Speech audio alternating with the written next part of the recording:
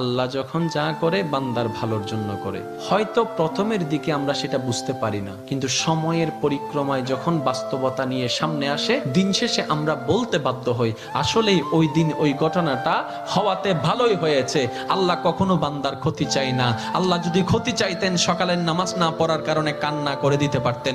যদি আল্লাহ ক্ষতি চাইতেন দুপুরে নামাজ না পড়ার কারণে ল্যাংড়া করে দিতে পারতেন। আল্লাহ সেটা চান না। আল্লাহ চাই বান্দার সব সময় ভালো। আর মা তো দেখেন জন্ম দেওয়ার কারণে সন্তানের তো অপরাধ করার পরও মা সন্তানের প্রতি কতই ভালোবাসা, কতই মায়া। বাবার কাছ থেকে সন্তানের পিঠকে বাঁচাই ফেলছে, এরকম হাজারো মা আছে ওই মায়ের জন্য।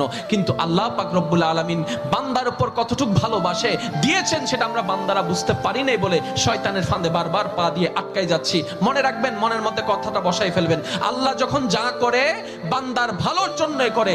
একদিন না একদিন সেই ভালোটা আপনার বিবেকে এবং মনে প্রমাণ হয়ে সামনে চলে আসবে।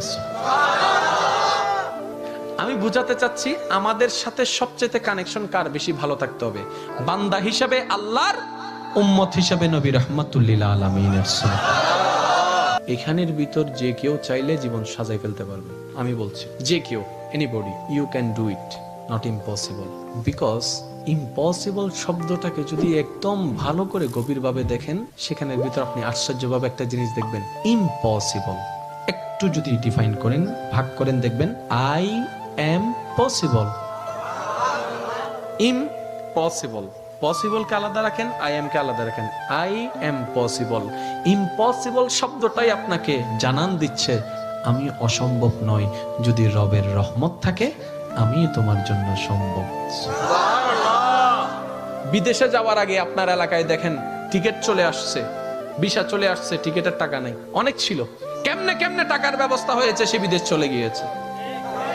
এখানে অনেক ব্যবসায়ী আছে, ব্যবসা শুরু করার সময় সেই পরিমাণ টাকা ছিল না, কেমনে কেমনে ব্যবসা শুরু হয়েছে। এটা কেমনে কেমনে, রব বলে এটা কেমনে কেমনে নয়, একটু আমার দিকে তাকা, এমনে এমনে এমনে এমনে এমনে এমনে। তাহলে আপনার কাছে যদি আপনার রব থাকে, আপনার টেনশন কি?